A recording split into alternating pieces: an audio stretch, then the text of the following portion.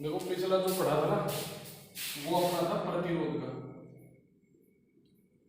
प्रतिरोध capital R, ठीक है। इसमें मेनली सर्किट है और सर्किट में भी जो आपको पढ़ना है ना, इसका एक पोर्शन में पढ़ा चुका हूँ। कौन सा? आपको औसत शक्ति निकालना हो, माध्य शक्ति, ठीक है, एक बात है। और आपको तात्क्षणिक पूछे या आपको आरएमएस मान निकलवाए, मतलब वर्ग माध्य मूल मान। जैसे आई को ही लिखना है तो आई एवरेज एक कैसे निकालेंगे, और आई आरएमएस कैसे निकालेंगे, और आई तात्क्षणिक, ये चीजें आपको मैं पहले पिछली क्लास में पढ़ा चुका हूँ कैसे निकालते हैं, ठीक है।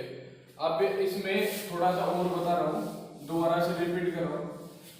यहाँ करना क्या होता है, वापिस से देख लेना कि अपने पास एक प्रतिरोध है। सर्किट तभी समझ में आएगी जब सर्किट को शुरू से आपको पढ़ना है, ठीक है। ये आर कोई प्रतिरोध है, इस आर प्रतिरोध को किसी प्रत्यावर्ती स्रोत के साथ जोड़ा गया है, तो ये प्रत्यावर्ती स्रोत का साइन, ठीक है।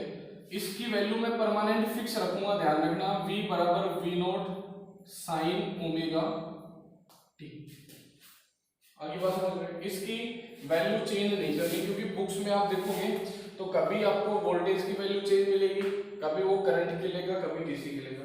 अपना जो उद्देश्य है वो ये है कि अपन वोल्टेज को तो परमानेंट जितने भी सर्किट पढ़ेंगे ना सेम रखेंगे, चेंज किसको करेंगे, चेंज करने का क्या निकालेंगे किसको, धारा, ठीक है। फिर दोनों का कंपैरिजन करेंगे, ठीक है। कंपैरिजन करना क्या होता है, हमें ये देखना होता है कि इनकी कला क्या है, और कला का जो अंतर होता है ना वो कलांतर कहलाता है। कला का अंतर जो होगा वो कलांतर। जैसे फिलहाल इसकी बात करें तो इसमें कला क्या है, ओमेगा टी। जैसे दूसरी कोई समीकरण है, मैं कह रहा हूं अपने को क्या करना होता है, आई निकालना होता है। मान लो आई की समीकरण ये आ गई, आई नॉट कोस ओमेगा टी। अब मैं आपको ये पूछूं कि बताओ धारा और वोल्टता के बीच कला क्या है, ठीक है, सॉरी कलांतर क्या है, तो मैं कह रहा हूं कला का अंतर क्या होता है, कलांतर। अब आप होगे सर इसकी कला ओमेगा टी, किसकी कला ओमेगा टी, तो दोनों का अंतर कितना हो गया, ये गलत है। क्या है ये, गलत है। कलांतर तब निकलेगा जब पहले इन दोनों का फंक्शन बराबर होगा, फलन बराबर, ठीक है। ये भी साइन में है, ये भी साइन में है, तब फिर कला का जो अंतर होगा वो कलांतर कहलाएगा। जब तक अगर इनका फलन सेम नहीं होगा तब तक कला का अंतर नहीं कर पाएंगे। समझ में आ गई बात? तो अपने को यहाँ क्या करना है, दो प्रकार के आरेख बनाने हैं, एक तो फेजर आरेख और एक कला आरेख। एक फेजर आरेख बनाना होता है और एक कला आरेख बनाना होता है। मतलब एक में तो कला और एक में उसका फेजर आरेख रिप्रेजेंट करना है। तो देखिए इसका जो समीकरण आया था वो कल हमारा ये आया था, आई बराबर आई नॉट साइन ओमेगा टी, ठीक है। आया कैसे था, और वापिस से रिपीट कर रहा हूं कि भाई इस प्रतिरोध के सिरों पर जो विभवांतर उत्पन्न होगा मैं उसको बोल देता हूं we not are. We not are बोलो या वी आर बोलो, एक ही बात है। इसके सिरों पे इसके पास जितना विभवांतर है वो इसके बराबर होगा कि नहीं होगा, क्योंकि समांतर क्रम में तो जुड़े हुए दोनों। तो उसको मैंने लिखा था कल कि वी नॉट आर बराबर we not sine omega T, ठीक है ना। इसको मैं लिखूंगा, इसमें करंट फ्लो हो रहा है आई, तो इसके वी नॉट आर जो आएगा वो आई आर, तो ये आपने लिख दिया आई आर, और ये क्या है वी नॉट साइन। आगे बात समझ में। अब हमें क्या निकालना है, आई, तो V naught upon sine omega T.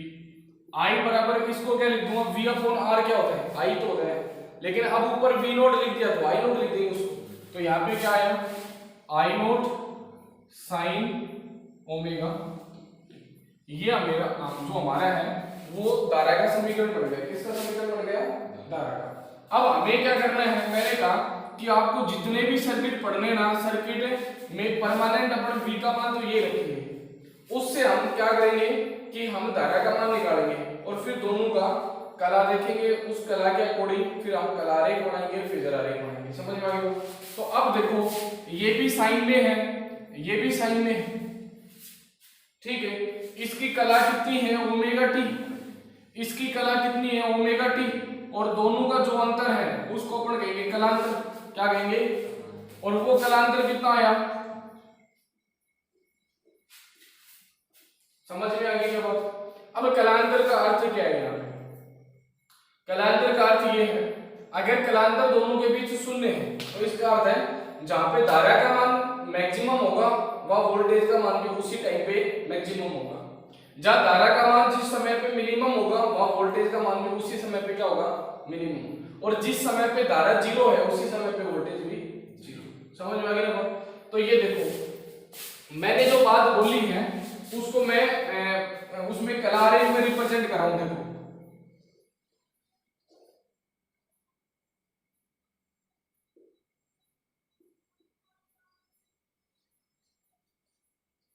मेरे को एक कला रेख रिप्रेजेंट करना है वोल्टेज टाइम्स और करंट टाइम में, ठीक है। मतलब एक साइड तो वोल्टेज करंट ले लिया, एक साइड टाइम ले लिया।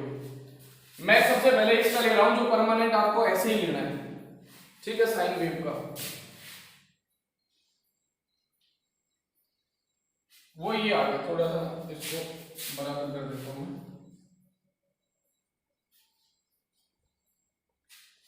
ठीक है, ये मैंने कर लिया।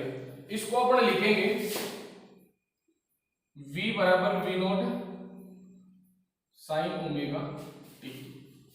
ठीक है, अब आप कहोगे कि सर ये ऐसे ही क्यों बना? तो भैया साइन का आप ग्राफ प्लॉट करके देखोगे वो ऐसे ही बनता है, ठीक है, जिसको बोलते हैं ज्यावक्रीय ग्राफ। क्या बोलते हैं? ज्यावक्रीय ग्राफ। अब देखो, अब ये हमें इसमें दिखाना है, तो मैंने क्या कहा? कलांतर का मान जीरो है, जिसका अर्थ है जहां पे धारा शून्य वो वोल्टेज शून्य हो गया, वहां पे धारा भी शून्य। जहां पे वोल्टेज मैक्सिमम वहां धारा भी मैक्सिमम। तो ग्राफ ये बनेगा।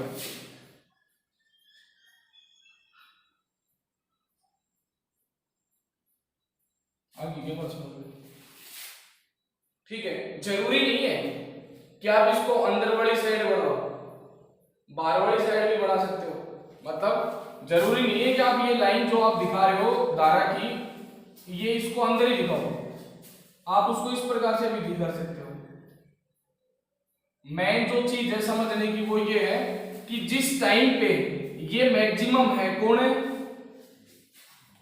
वोल्टेज, उसी टाइम पे क्या है? Current maximum. समझ में आ गया बात? जिस टाइम पे ये वोल्टेज जीरो है उसी टाइम पे क्या है?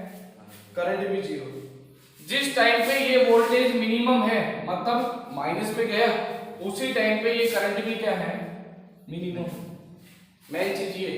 तो जब अपन इस चीज को फॉलो करेंगे तो हमें इससे कोई मतलब नहीं है कि हम इसको ऊपर बढ़ाएं या नीचे की तरफ। समझ में आ गई बात? और ये जो इनकी वैल्यू है ये वाली, वो ये वाली वैल्यू है। समझ में आ गई क्या बात? अरे बात समझ में आ गई क्या? तो ये वैल्यू जो है वो ये है, जिसको बोलते हैं शिखर मान। क्या बोलते हैं? शिखर मान। पिछला वीडियो देखना, उस वीडियो में मैंने बताया है शिखर मान क्या होता है। शिखर मान को आई नोट, धारा का शिखर मान आई नोट, या बुक में आप देखोगे तो आई एम भी मिल सकता है आप लोगों को, ठीक है। और वोल्टेज जो है उसका शिखर मान वी नोट या वी एम से रिप्रेजेंट करते हैं, ठीक है। तो धारा और प्रत्यावर्ती धारा और या प्रत्यावर्ती वोल्टता का अधिकतम मान प्रत्यावर्ती धारा या वोल्टता का शिखर मान कहलाता है। समझ में आ गई बात? तो इस ग्राफ से हमें क्या पता चल रहा है कि शिखर मान यही तो है। तो इसको अपने, ये किसका ग्राफ है? V का, तो यही तो शिखर मान है ना। तो ये क्या है? V note. और ये क्या है? I note. बात समझ में आ गई क्या? और इधर ये क्या आएगा? नेगेटिव V नोट, और ये क्या आएगा? Negative I note. क्लियर? अब बात आती है एक, ये तो शिखर मान हो गया। अब बात आती है VRMS मान की। जैसे VRMS बोले, IRMS बोले, तो इसका कल मैंने रिजल्ट निकलवाया था पिछले वीडियो में। इसको बोला था V नोट अपॉन रूट 2, और ये आएगा I नोट अपॉन रूट 2। अब आपसे कोई पर्सन पूछे, एक नंबर का क्वेश्चन आ सकता है, अब आपसे कोई पर्सन पूछे बताओ धारा है उसका वीआरएमएस मान अधिक होता है या शिखर मान अधिक होता है, फॉर्मूले को चाहिए वो धारा का पूछे चाहे वोल्टा, दोनों एक ही बात है, कोई फर्क नहीं पड़ेगा। तो मान कौन सा ज्यादा है, वीआरएमएस ज्यादा है या वी नोट ज्यादा है, कौन सा ज्यादा है, वी नोट ज्यादा है। क्यों, क्योंकि वीआरएमएस को जब सोल्व करोगे तो हमारे पास क्या आएगा, वी नोट रूट, तो वीआरएमएस में रूट 2 का मल्टीप्लाई करेंगे जब वी नोट आता है, और इसको हिंदी में कहते हैं आर रूट, एम का अर्थ मीन और एस का अर्थ स्क्वायर, ठीक है ना, समझ में आ गई। तो इसको कहते हैं वर्ग माध्य मूल मान, किसका, वोल्टा का, और इस ये क्या है, धारा, समझ में आ गई बात। तो इससे एक क्वेश्चन बनता है, क्वेश्चन ये है कि मैंने आपको दो प्रकार के, हालांकि अपना चैप्टर है प्रत्यावर्ती धारा, उसमें दिष्ट धारा का कोई लेना देना नहीं है, लेकिन उसमें आपको ये ध्यान रखना है, जैसे मैंने कहा प्रत्यावर्ती धारा की बात कर रहे हो आप लोग और एक बात कर रहे हो दिष्ट धारा की। मैंने पिछले वीडियो के अंदर दोनों के डायग्राम बना के बताए थे आपको कि दिष्ट धारा में क्या होता है, इस प्रकार से आपकी करंट जाएगी, ठीक है। तो टाइम बढ़ा, जैसे मैं ये कहूं कि ये जो पॉइंट है ना, ये 2 एम्पियर को रिप्रेजेंट कर रहा है, किसको रिप्रेजेंट कर रहा है, अब ये टाइम 1 सेकंड है, ये टाइम 2 सेकंड है, ये टाइम 3 सेकंड है, तो 1 सेकंड पे भी वो 2 एम्पियर ही है, 2 सेकंड पे भी 2 एम्पियर ही है, 3 सेकंड पे भी, और धारा की डायरेक्शन भी ये इसी धारा इसी डायरेक्शन में वो चल रही है। तो इसका अर्थ ऐसी धारा जिसका परिमाण और दिशा समय के साथ परिवर्तित नहीं होते हैं या अपरिवर्तित रहते हैं, उसे कौन सी धारा बोलोगे, डीसी डायरेक्ट करंट अर्थात दिष्ट धारा, समझ में आ गई। अब हमारे पास एक आती है प्रत्यावर्ती धारा, जो हमारा चैप्टर है, चैप्टर का नाम यही है, ठीक है। उसमें क्या होता है, टाइम के साथ इस प्रकार से साइकिल बढ़ता है, मतलब प्रथम अर्ध चक्र धनात्मक, अगला अर्ध चक्र ऋणात्मक। तो मैंने कल आपको इस टाइम पीरियड के बीच में 0 से कैपिटल टी के बीच में I D T upon D T निकलवाया था, मतलब आई एवरेज निकलवाया था, जिसका रिजल्ट आया था 0। रिजल्ट क्यों 0 आया था, डायग्राम देख लो, ऊपर वाला उतना ही क्षेत्रफल पॉजिटिव है, नीचे वाला उतना ही क्षेत्रफल नेगेटिव है, तो कुल करोगे तो प्लस माइनस इक्वल होके 2 का भाग लगेगा, तो ऊपर ही 0 आ गया, 0 में 2 का भाग दोगे तो रिजल्ट कितना आएगा, 0। अब मेरी बात समझना इसमें,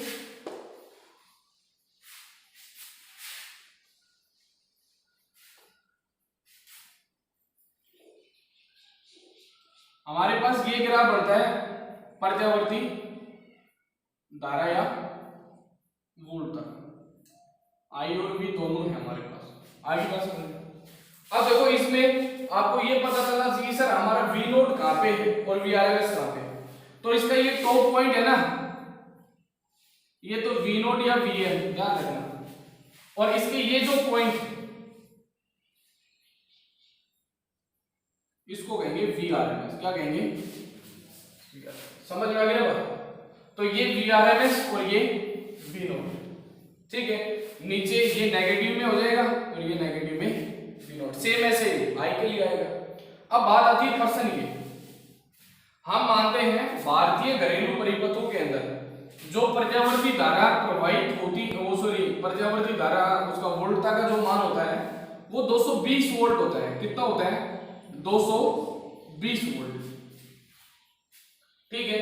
अब ये जो 220 वोल्ट है उसकी बात करेंगे, आप ये मान लो एक तो एसी है 220 की, एक डीसी है 220 की, पर्सन सुन लेना, समान मान की प्रत्यावर्ती धारा या फिर वोल्टता, ठीक है, दोनों ही बातें सेम, धारा बोले या वोल्टता, तो समान मान की प्रत्यावर्ती धारा या वोल्टता, ठीक है, और समान मान की दिष्ट धारा या वोल्टता में से अधिक खतरनाक कौन,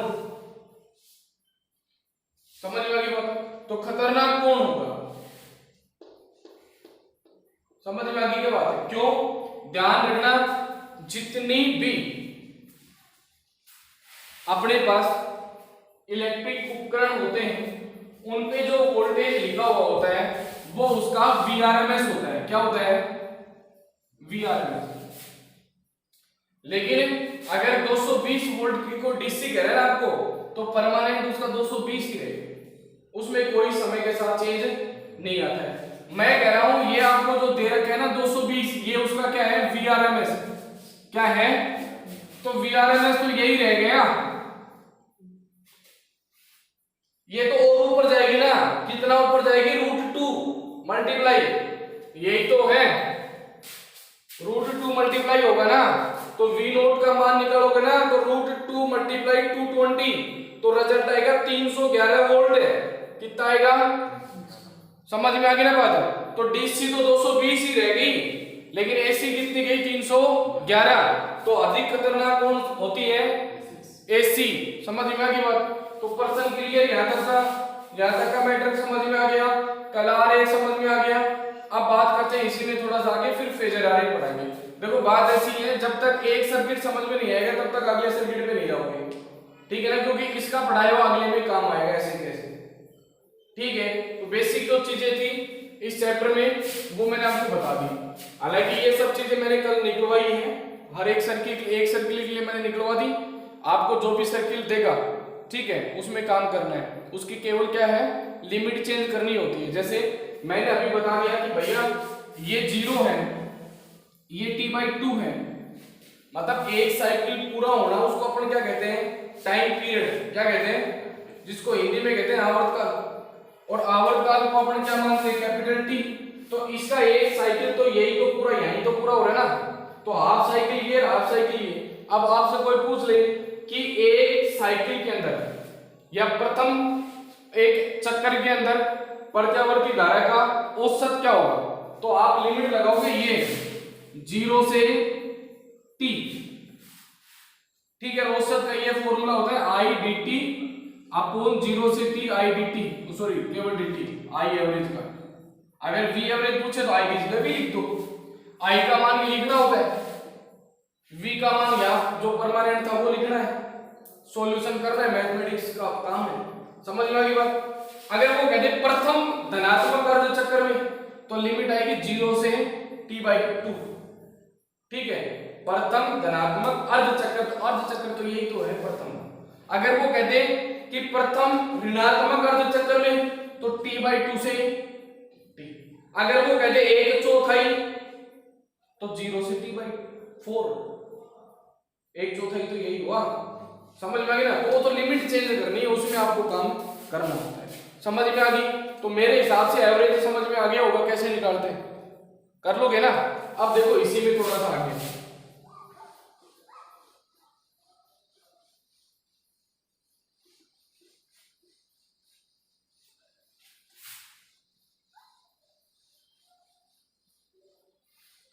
इसको ढंग से कर लेना, सिंगल चैप्टर है, ठीक है, इसमें कोई दिक्कत आनी नहीं चाहिए आप लोगों को, केवल लगेगा आपको, ठीक है, सर्किट है ऐसे कैसे चलेंगे कोई फर्क नहीं पड़ेगा, ठीक है। 3 चीज है यहाँ पे, कन्फर्म माइंड सेट कर लो कि हमें V को ऐसे कैसे रखना है, I निकालना है सबसे पहला काम, फिर हम करेंगे कला आरेख और फेजर आरेख। समझ में आ गई बात। तो कला आरेख तो हमारा तभी बन जाता है जब हम I निकाल लेते हैं, क्योंकि हमें कला का अंदर तो देखना होता है वहां पे, ठीक है। और फेजर आरेख आपको मैं अभी सिखा दूंगा कैसे बनाते हैं। समझ में आ गई बात।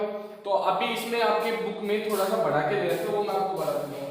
जैसे इन्होंने कहा है कि आपको प्रतिरोधकता के क्षयित होने वाली तात्क्षणिक शक्ति पूछिए। क्या पूछिए?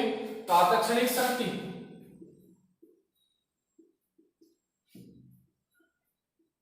ध्यान रखना, आगे बात समझ में। अभी जो अपने पास 2 समीकरण थी वो ये थी,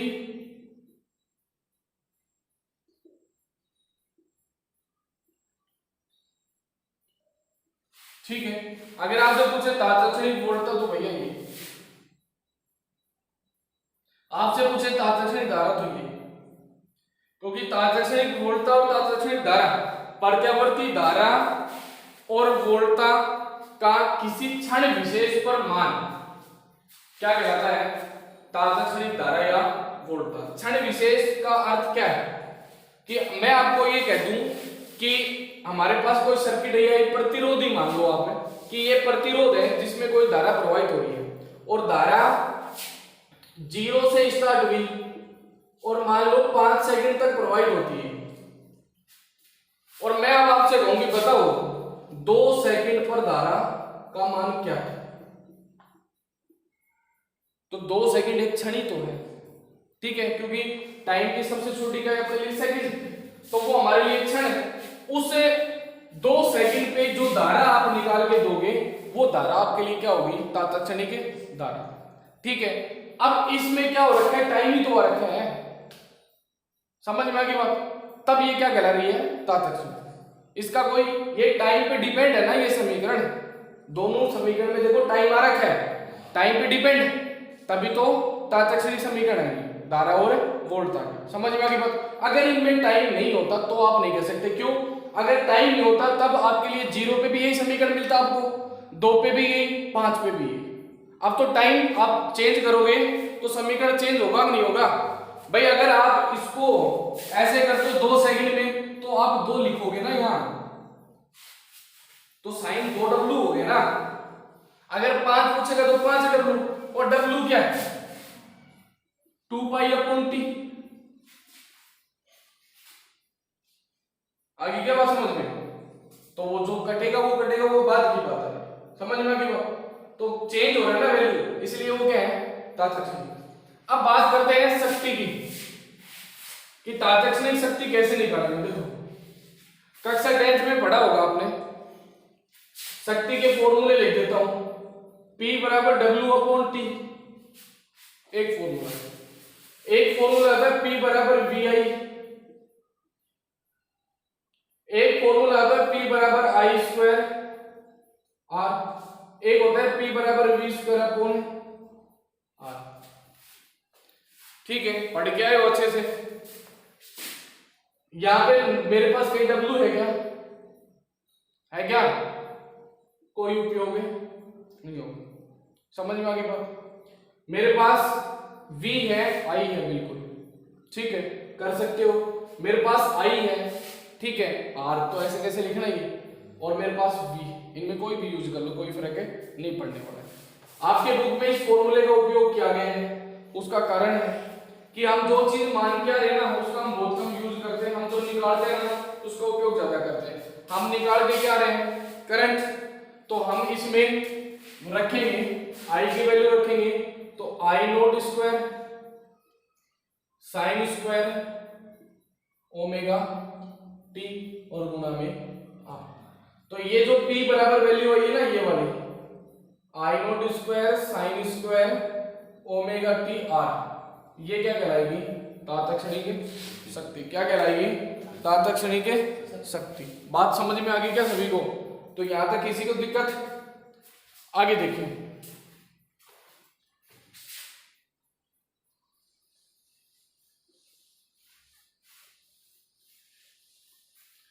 अब आपसे पूछा औसत शक्ति, इसी पे ये पॉइंट सब में पूछेंगे, तो बार बार अगर चर्चा नहीं करें तो उचित रहेगा।